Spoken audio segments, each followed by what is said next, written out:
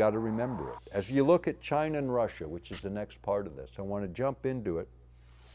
I already talked a bit about China and how the social control mechanisms are coming into place, even more so than ever. But China's not foolish. You know, they've been divesting themselves of US dollars and buying assets all over the world, and people have been laughing at them for decades. You're paying 15, 20% too much, 10% too much. No, they're not. They know those dollars are just toilet paper that hurts. They know eventually they're not going to be worth what they are. They'd rather own hard assets. And then they move their teams in to work with those governments. They move their people in to influence those governments. And they start taking control of the Silk Road, which is the new way that the Chinese recapture what they had for thousands of years. It's only been the last couple hundred. They haven't been in control.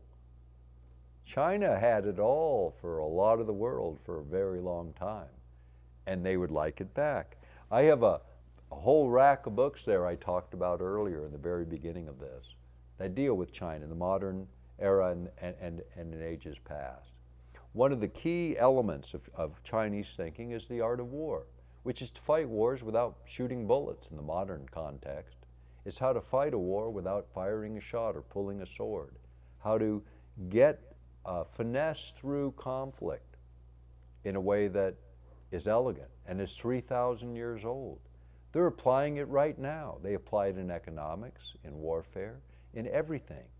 It's a way of being. It's a cultural understanding. Just like the poetry of China, if you read it. Just like the philosophy, the deep philosophy of China, if you read it. The energetic knowledge of China, the spiritual depth of the Chinese people goes deep, and the Chinese government is scared to death of it. Every time a religious movement grows in China, the Chinese government freaks out. Whether it's Gong, whether it's Tai Chi, whether it's the Muslim faith or Christians, they don't want anything. Because they know, too, what we know is what is in a human being scares the heck out of people that have been screwing people over, because they're going to be known. There will be gnashing of teeth. But perhaps Judgment Day is simpler than we think. Maybe it's just the day we all know what each other are thinking. Perhaps that day is coming. How would you feel about that? Exposed. Can you forgive yourself? Can you forgive others? That's a challenge that'll be facing us that day. The Chinese are after the same thing, the heart of their people. You know, think about it. It's about control, it's about manipulation, it's about a lot of things. And I'm sure everyone doing those things in their part of the world believe they're doing it for the right reasons. And it's up to the people in that part of the world to decide whether they're right. Now, China's kind of broken up. You have Taiwan, which is independent. You have China, the mainland. And you have Hong Kong, which we've heard a lot about lately. That's going to go away as we used to know it pretty quickly. Taiwan feels very threatened for all the right reasons. The world is an unstable place. China wants to be in charge. They can do a lot more with their military than we can, and let me tell you why. To build one aircraft carrier in the U.S., China can build 10 for the same money in half the time, because they don't have the regulation over the people doing it or anything else. They just get it done.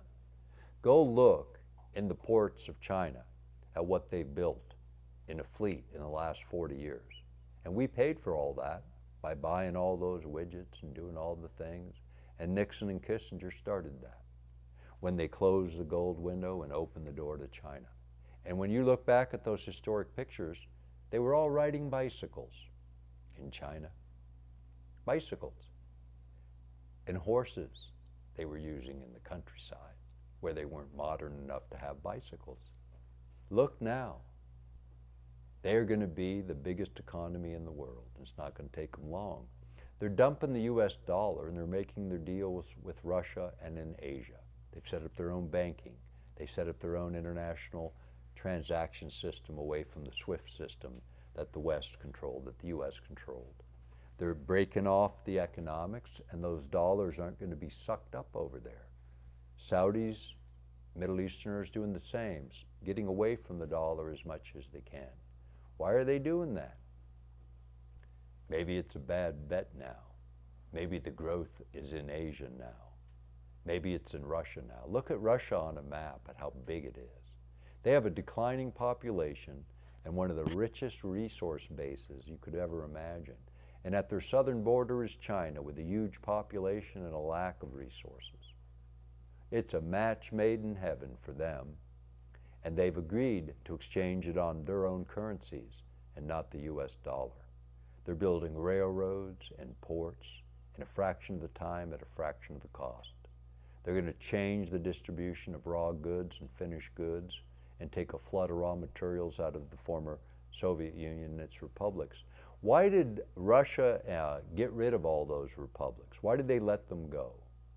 I heard a lecture in 1976 about this, and what they were saying back then is that what would come, the biggest population growing in southern Russia and that area of China that butts up against it, was the Muslim population. They were outpacing Western European Russians. And so European Russians are a lot like Americans were in the 50s towards other races. They're very, very bigoted. I mean, and they are. I mean, they don't like it.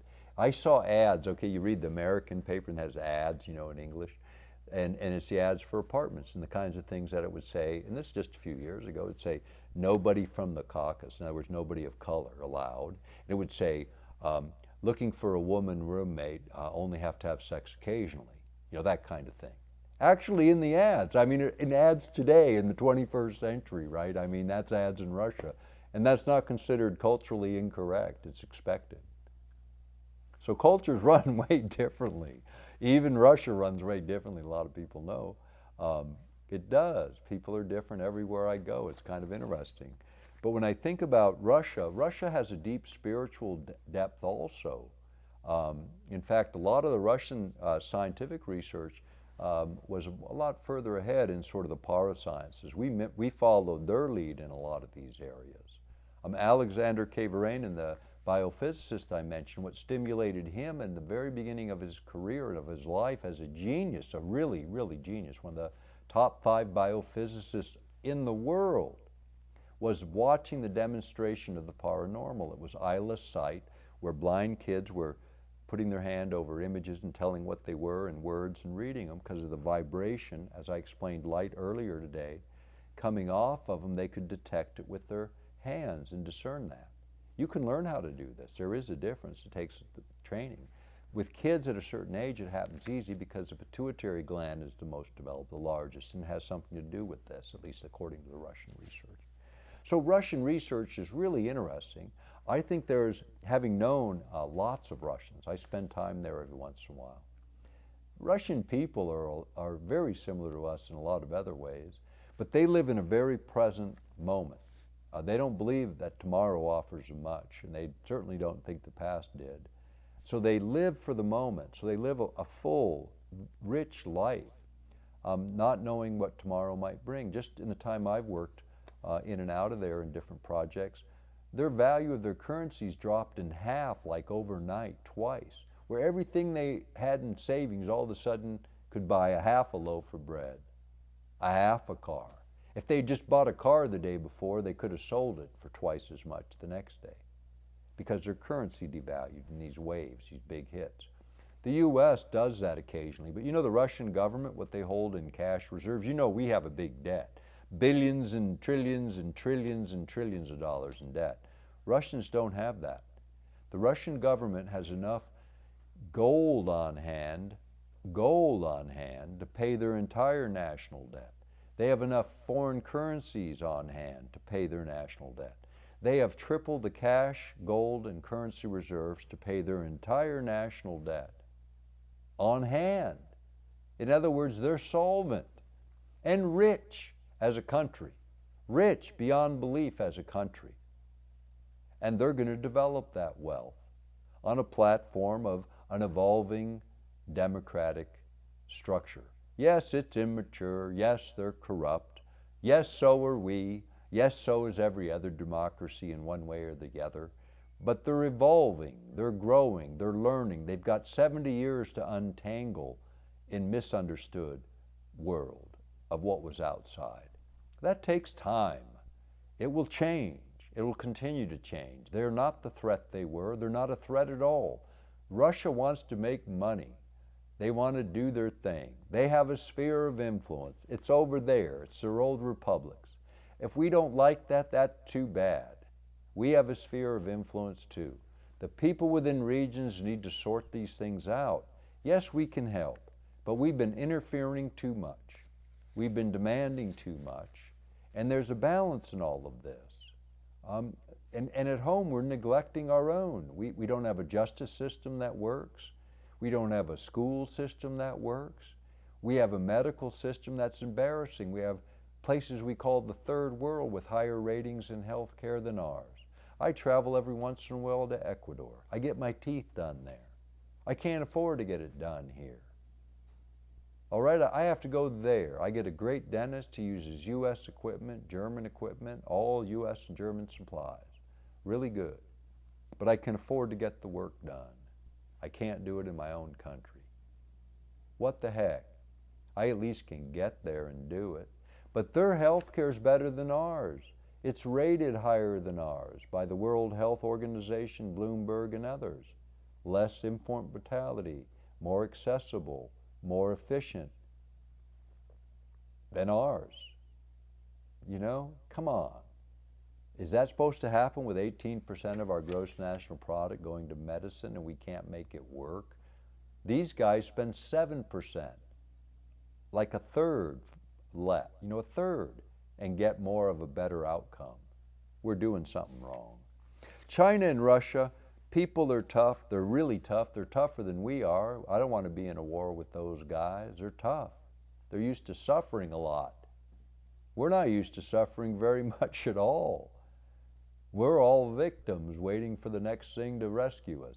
Come on, folks. That's not our character, and that is not who we are. There's going to be changes, I think, too. People don't like being suppressed, and in China, that's certainly still the case. Eventually, they're going to get fed up, and they'll figure it out.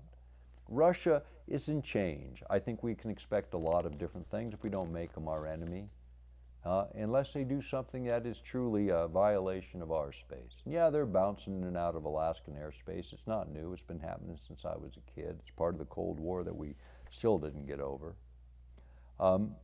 Alaska's going to make its trade routes. It's going to go over the poles into Europe because those oceans are opening up.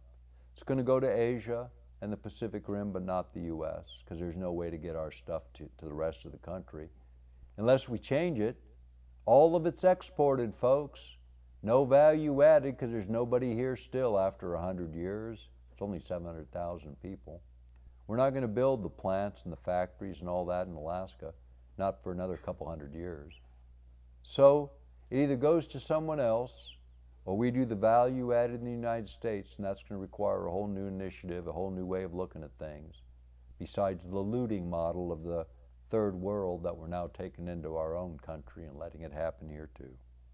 I've talked about India's biometrics. I've talked about China's productive force per unit, not dollars, but what do they actually get for their money.